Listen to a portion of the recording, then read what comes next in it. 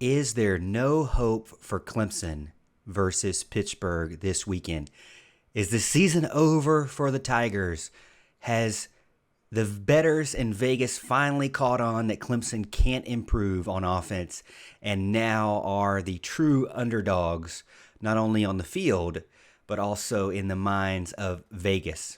Hey, before we get into these questions, make sure you like this video and you subscribe to our YouTube channel, and also follow us over on Facebook or over on Twitter at The Morgan T Show. All right, so let's get into this. Clemson versus Pittsburgh. As you know, Clemson is officially an underdog, plus 3 points to the Pittsburgh Panthers. They're going to be traveling there. It's a 3:30 game on ESPN, and about 59 degrees overcast. So it'll be a decent game, decent weather. Kenny Pickett right now, 21 touchdowns, 1 interception, almost 2,000 yards passing. But his last 2 trips or games against Clemson weren't as good, most notably the previous game where he threw 4 interceptions. So a big difference between 4 interceptions and now only having 1 through 6 games. But I'm not here to be doom and gloom. Yes, woke up this morning. It's a Friday morning.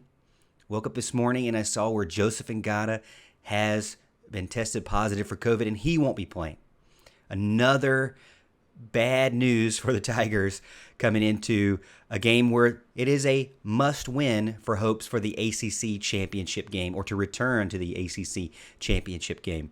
A lot of negative, always things that you can pick apart negatively, but I'm looking at 5 things just quickly that I saw of for Clemson that could give you hope that they could still win this game.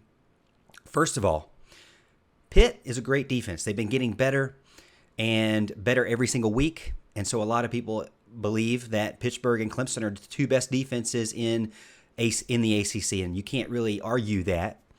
But what I will say is, when you look at statistically, you know I love to look at stats and compare the differences, and I know each team plays different opponents.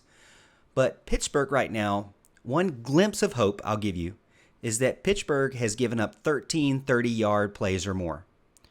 And they've also given up 7 40-yard plays or more.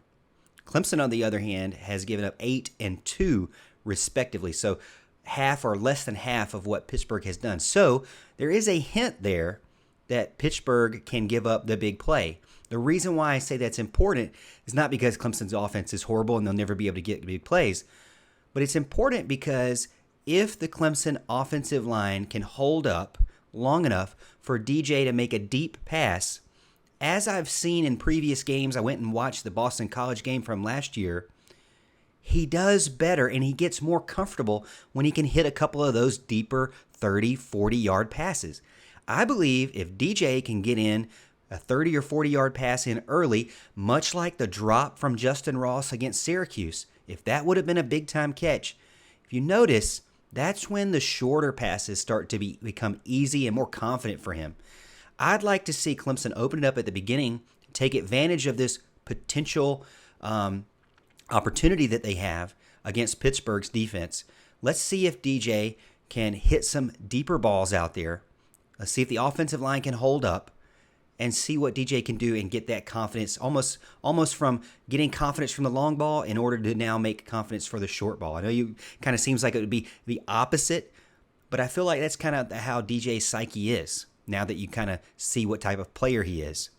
The second thing I would say is that Clemson is still amazing on defense. We can sit here and, talk all great things about the Clemson defense for 3 hours, but they don't allow very many red zone touchdowns. Only 27.78% of drives end in a touchdown, second in the nation behind none other than the Georgia Bulldogs. Pittsburgh has 28 red zone touchdowns, first in the ACC. So it's strength versus strength here. I would lean on Clemson's experience and Clemson's ability to prove that even versus the most difficult team in the nation, the Georgia Bulldogs, they were able to shut them down or at least slow them down. Every team has struggled on offense, and Clemson has been able to squeak through. I'd like to see them continue that as well in the red zone specifically. So there's another glimpse of hope there. I give the advantage to Clemson's defense just because I think that they've shown no matter the competition they can do so. Third, I would say that Pittsburgh can get to the quarterback. They're second in the ACC in sacks allowed. Or second in the ACC in sacks, not sacks allowed, but in sacks. Now, who's first? Syracuse is first. But if you really look at Clemson, they're about middle of the way in sacks allowed for the ACC. If you really look at the games as a whole, Syracuse, they only gave up 2. North Carolina State, they only gave up 2. I think Boston College, they only gave up 2. Georgia, they gave up 7. So the large majority of their sacks given up are from the very first game of the year against one team. So I would say that Clemson has gotten better in protecting DJ in certain situations. Now, even some of those sacks, I would even say, are DJ's fault, where he's sitting in the pocket too long, he's not moving quick enough, he's not using his feet. A lot of fans like to say concrete feet. Sometimes he gets that, and I'm sure he's aware of it. But I would say that Clemson's offensive line has shown that they can hold up, even against Syracuse, who is the number 1 in the ACC in sacks. If Pittsburgh's number 2, and they can continue to hold up against that and give him some time, again, it goes back to my first point about the big plays. You got to give time. I said it on the radio show. If DJ had 5 seconds every single play, he'd probably be one of the best passers in the nation. He'd have so many deep balls, you wouldn't even be able to count them. Unfortunately, that's unrealistic even for the best offensive lines. You can't sit around and wait 5-6 seconds. You've got to be able to do things within 2.5 to 3.5 seconds. Now, unfortunately, sometimes Clemson's offensive line only gives you 2 seconds or less. So that is very, very difficult to do. But I will say, if things start working out, it might be possible, glimmer of hope here, that Clemson can check up the Pittsburgh pass rush and have some success giving DJ some more time. Fourth is in opposite of Joseph Ngata being out. I would say, who's the guy that caught a couple of balls from DJ in the spring game? Who's the guy that caught the touchdown from DJ? That is Bo Collins, his former high school teammate. And just like Bojangles says, it is Bo time. Just spell it a little bit differently. And I say it's Saturday will be Bo time for Bo Collins. Ngata being out, I look forward to seeing what he can do. I don't know if he'll get the immediate start or not, but you have to feel like that, yes, DJ is losing his most comfortable receiver, which is terrible news. But he may be gaining someone that he's also very comfortable with. Now, that player is a true freshman and may not understand the playbook as a whole. But again, glimmer of hope. And then 5, I don't know if this is hope or not, but I'm going to say it. This is a must-win game for the Clemson Tigers. Sitting where they're at 4-2, 3-1 in the conference, I was hoping that NC State would lose to Boston College, and they did not. NC State still has to lose 2 ACC games. Is that possible? Yes. Anything's possible. Clemson does have to win out.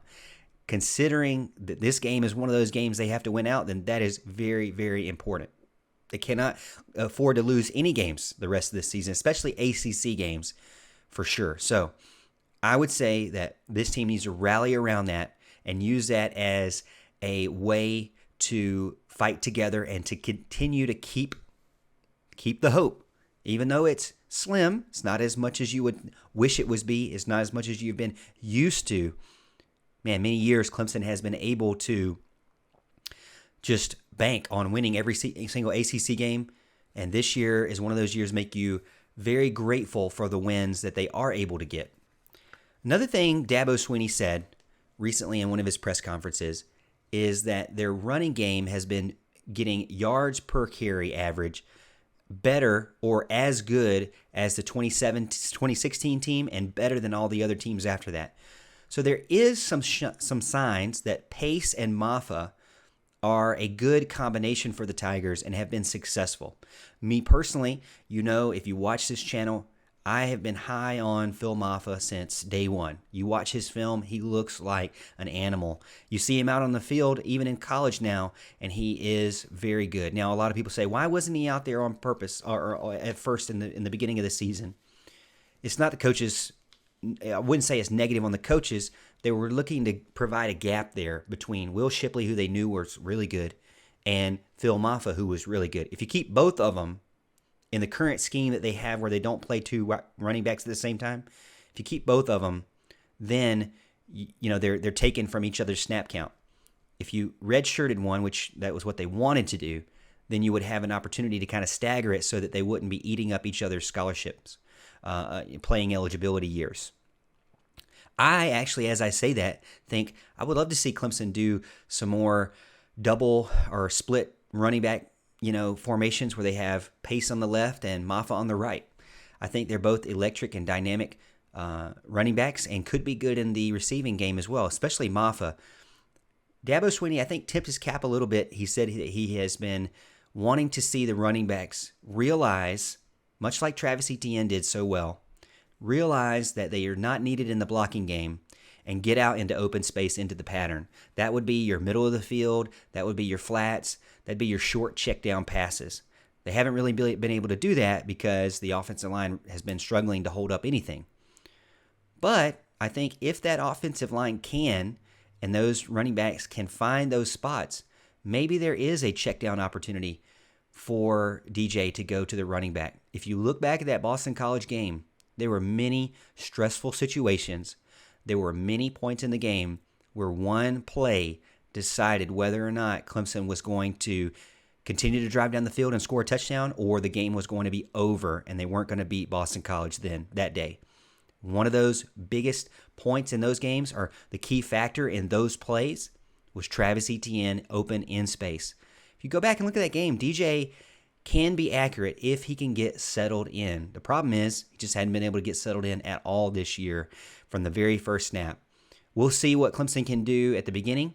I think those first 3 drives are always so key for Clemson. If you notice, they struggle very mightily this year, but anytime they can get it going, maybe, just maybe, there's a chance for Clemson to have hope against Pittsburgh. Now, if you listen to a lot of the analysts out there that aren't Clemson, don't wear Clemson orange on Friday, they're definitely saying Pittsburgh's going to win this game.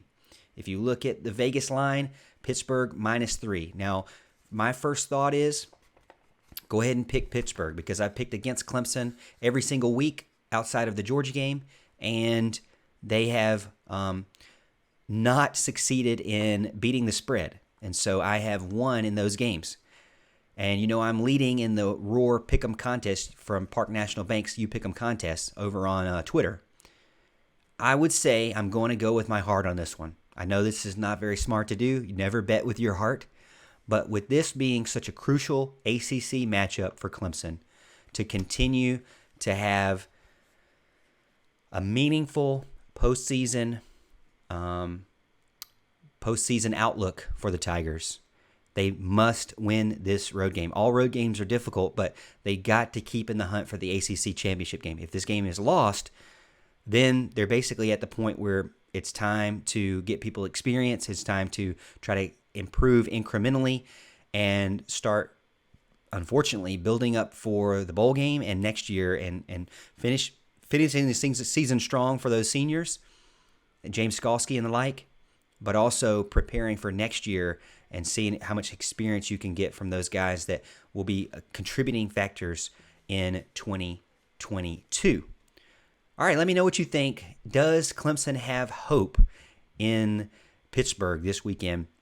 Put it in the comments, and don't forget to like this video and subscribe to our YouTube channel.